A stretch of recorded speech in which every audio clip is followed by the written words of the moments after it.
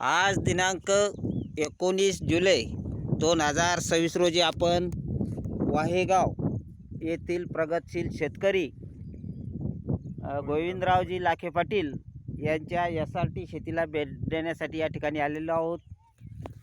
दादांनी या ठिकाणी कपाशीचा प्लॉट केलेला आहे. याबद्दल आपण दादांना SRT बद्दल जाणून घेऊ. नमस्कार दादा. नमस्कार. सर्वप्रथम तुमचा परिचय द्या. मी गोविंदराव लाखे पाटील, बाजार वाहेगाव, तालुका बदनापूर, जिल्हा जालना. आज आमच्या शेतीला भेट द्यायला पोटे साहेब आलेले आहेत, शिनगारी साहेब आलेले आहे आणि विशेष करून पळसखेड पिंपळेचे सरपंच गणेशरावजी पिंपळे साहेब आज आपल्याकडे आलेले आहेत. आणि हे सर्व जे तज्ज्ञ SRT क्षेत्रामध्ये शून्य मशागत तंत्रज्ञानामध्ये हे सर्व एक्सपर्ट लोक आहेत, तज्ज्ञ लोक आहेत आणि स्टार प्रचारक आहे. राज्यामध्ये त्यांचं नाव आहे आणि त्यांना शेती बघण्यासाठी विशेष करून आज उत्सुकानं आज आपल्या शेतीमध्ये ते आलेले आहे. तर पिंपळे साहेबांनी इथं आल्यानंतर त्यांना कसं वाटलं त्यांनी सांगावं. काही जास्तीचे अनुभव आम्हाला, काही आमच्याकडून काही चुकलं असलं, काही कमी जास्त झालं असलं त्यांनी आम्हाला मार्गदर्शन करावं अशी मी त्यांना विनंती करतो. या ठिकाणी आल्यानंतर तुम्ही जे सांगितलं की बाबा पाऊस जरा जास्त झाला हां आणि पाणी तुंबलं होतं, हां पण पीक पाहिल्यानंतर असं वाटतं की मग ज्या ठिकाणी पाणी तुंबतं त्या ठिकाणी पीक पिवळं पडतं हां किंवा त्याला क्वालिटी राहत नाही. क्वालिटी राहते. पण ह्या ठिकाणी पाणी तुंबून सुद्धा हा कापूस एकदम हिरवागार आहे आणि याची जी वहाड आहे, ही जी वहाड आहे म्हणतो आपण, ही हळू व्हायला पाहिजे. तर त्या हिशोबानं तुमची हळू वाढ आहे. तुम्ही जे म्हणलं की याला 35 ते 40 दिवस याला झाले, तर त्या हिशोबाने ही योग्य वाढ आहे. आणि आपल्याला दुसऱ्याचा एखादा अति रासायनिक खताचा का अति कीटकनाशकाचा जर कापूस पाहिला तर त्याची वाढ एवढी राहील. पण त्याचं जे या फळ फांद्यातलं अंतर जे आहे, आता ही एक फळ फांदी आहे, ही कुणी एक फळ फांदी आहे, याचं अंतर हे तुमचं 1 ते 1.5 इंचाचं आहे. आणि ह्या पद्धतीनंच कापूस वाढला पाहिजे, तेव्हा आपल्याला बोंडाची संख्या मिळते. आणि त्याच्यामध्ये पिंपळे साहेब एक विशेष आहे. आता याच्यामध्ये ही 5 वर्षापासून याच्यामध्ये शून्य मशागत तंत्राचा वापर आहे. याला नांगरणे वखरणे काहीही कोणताही केलेलं नाही बरं का. उत्पादन खर्च एकदम कमी आहे. पहिले 100 रुपये खर्च व्हायचा आमचा पहिला 5 वर्षापूर्वी, पण आम्ही SRTचा अवलंब केल्यापासून आम्हाला फक्त 50 रुपये उत्पादन खर्च यायला लागला. आणि पिकही चांगलं, जमिनीचे आरोग्य चांगलं, सगळ्या गोष्टी त्याच्यातून आम्हाला मिळाल्या आणि त्याच्यातून आम्ही फार आनंदी आहे. आणि शेतकरी लोक दरवर्षी नांगरणी करतात, रोटेटर करतात पारंपरिक पद्धतीमध्ये, बरोबर आहे. त्याच्यात खर्च खूप होतो. आणि तुम्ही म्हणता की इथं आम्ही 5 वर्षापासून या जमिनीची नांगरणी केली, आम्ही फक्त बियाणं टोकन केलं फक्त याच्यात. दरवर्षी जो नांगरणीचा खर्च होता, रोटेटरचा खर्च होता, अतिरिक्त खर्च तुमचा बचत झालेला आहे. बचत.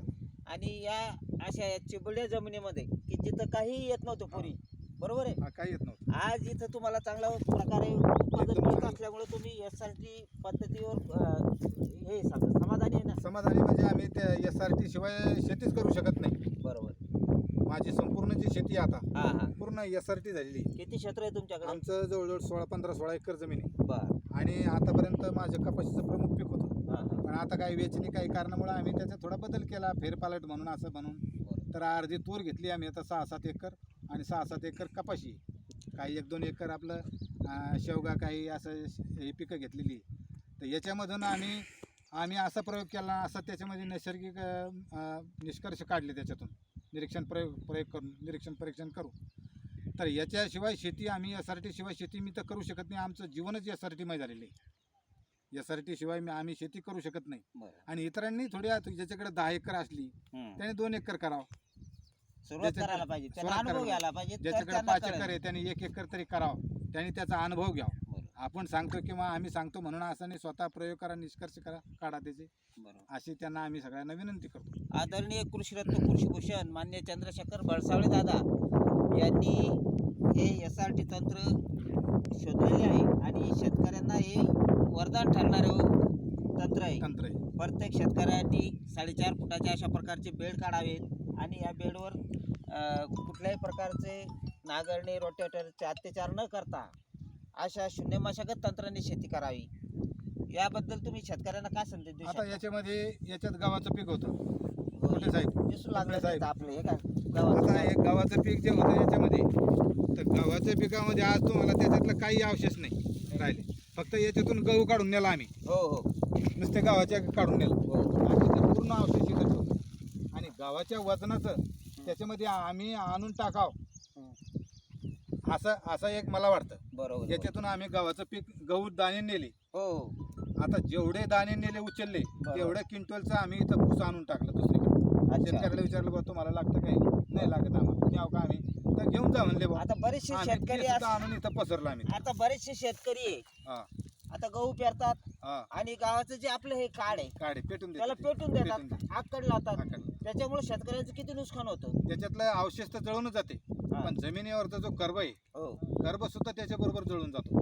सूक्ष्म जीवांना त्याची हानी होते. हो हो गांडुळाचे जे त्याचे जे अवशेष आहे, अंडी, हो हो ते सगळे त्याच्यातून संपून जातं, काही राहत नाही. बरोबर. तर याच्यामध्ये गावाचे कोणत्याही पिकाचे अवशेष त्यांनी पेटू नये बरोबर. अशी आम्ही त्यांना विनंती करतो.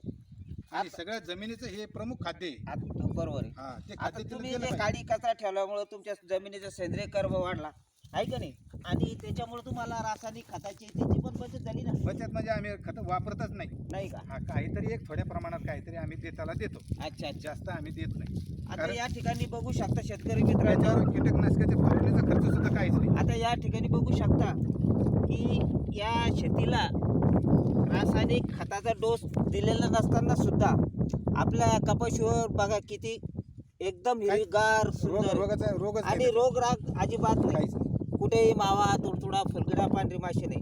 आणि आज आम्ही बऱ्याच ठिकाणी कपाशीचे क्षेत्र बघितले पारंपरिक, तर त्यांच्या कपाशा एवढाल्याच आहे आणि लाल झालेलं आहे, पानं पिवळी झालेली आहे. आणि तुम्ही या ठिकाणी कुठल्या प्रकारचं रासायनिक खताचा वापर न करता तुम्ही फक्त हे आपले काडी कचरा कुजवून अशा सुंदर प्रकारचं हे या ठिकाणी फक्त बियाण्याचा खर्च लागला याला आतापर्यंत. तुमची आता किती बचत झाली हा, जवळपास. पूर्णच बचत आहे का झाली. नाही? हा. आता तुमचा याच्यातला नेंदणीचा खर्च असेल, कोळपणीचा काही- डवरणीचा कोणताही खर्च खर्च- असेल, हा कोणताही पूर्ण खर्च- शून्य झालेला आहे. शून्य झालेलं आहे. मग तुम्ही SRT करून समाधानी आहात. समाधानी म्हणजे 100% मी माझं जीवनच यासाठी झालेलं आहे. अच्छा. हा.